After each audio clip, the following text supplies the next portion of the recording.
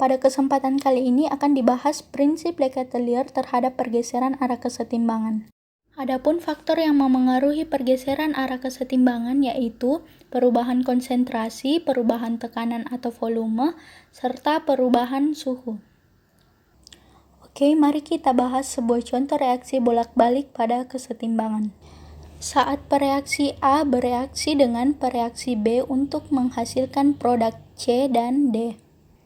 Jika kita tambahkan zat berlebih pada A dan B, maka sistem menjadi terpengaruh dan tidak lagi dalam kesetimbangan. Untuk menyeimbangkan pengaruh, sistem membentuk lebih C dan D sehingga mengurangi kelebihan pada A dan B. Maka dari itu, kesetimbangan bergeser ke arah kanan.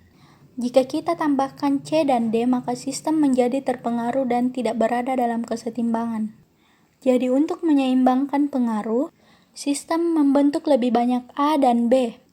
Oleh karena itu, kesetimbangan bergeser ke arah kiri.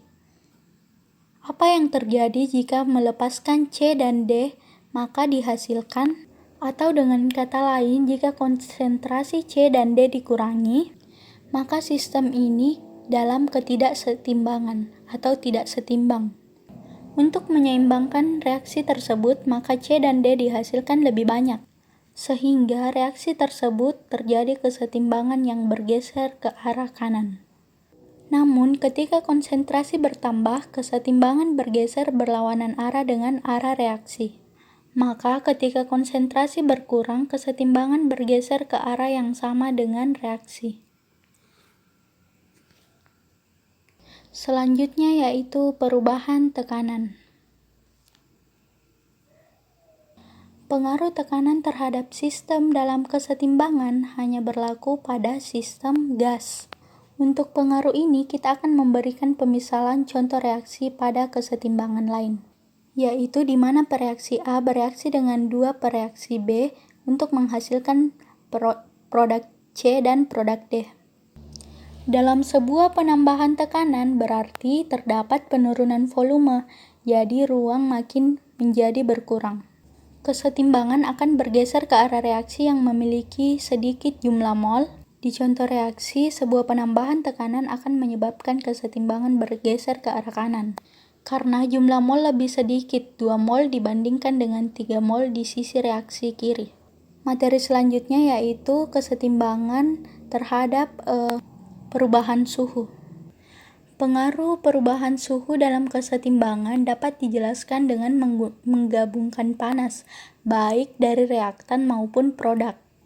Maka dari itu, kita perlu mengetahui energi dari reaksi tersebut berikatan, apakah endotherm atau exotherm.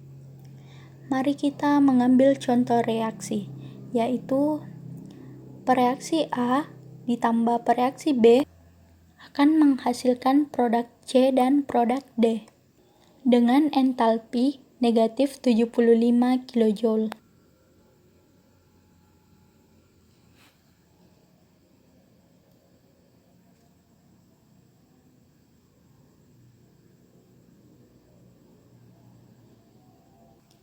Hal ini berarti ketika suhu diturunkan, maka kesetimbangan bergeser ke arah exotherm.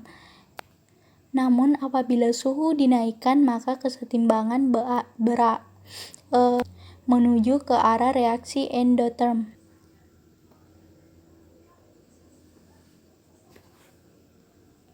Contoh reaksi eksotermik yaitu gas 2NO2 menghasilkan N2O4.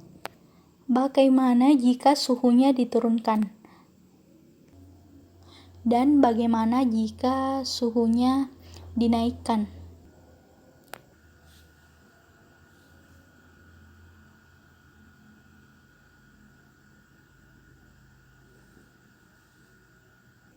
Jika suhunya diturunkan, maka reaksi mengarah kepada pembentukan N2O4.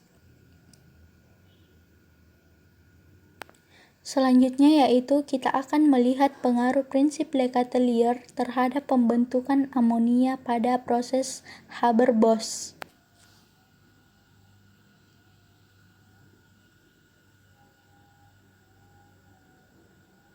Berdasarkan prinsip Le Chatelier, untuk menambahkan atau memperbesar produksi amonia, maka diperlukan penambahan tekanan.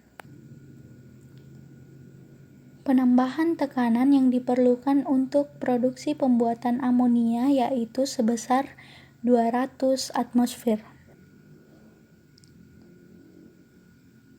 Menurut kamu, berapa suhu yang tepat untuk pembuatan amonia? Berdasarkan kurva energi aktivasi didapatkan bahwa temperatur optimal untuk pembentukan industri amonia yaitu sekitar 400 derajat Celcius sampai 450 derajat Celcius.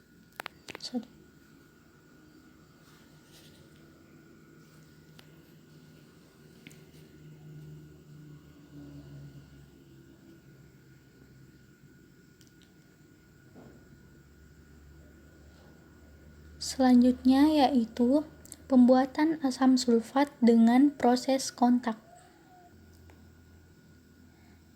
Proses dari pembuatan asam sulfat dengan proses kontak ini yaitu sulfur ditambah oksigen dengan suhu yang tinggi akan menghasilkan SO2 atau sulfur dioksida. Kemudian sulfur dioksida pada suhu 450 derajat Celcius ditambah oksigen menghasilkan 2 sulfur trioksida.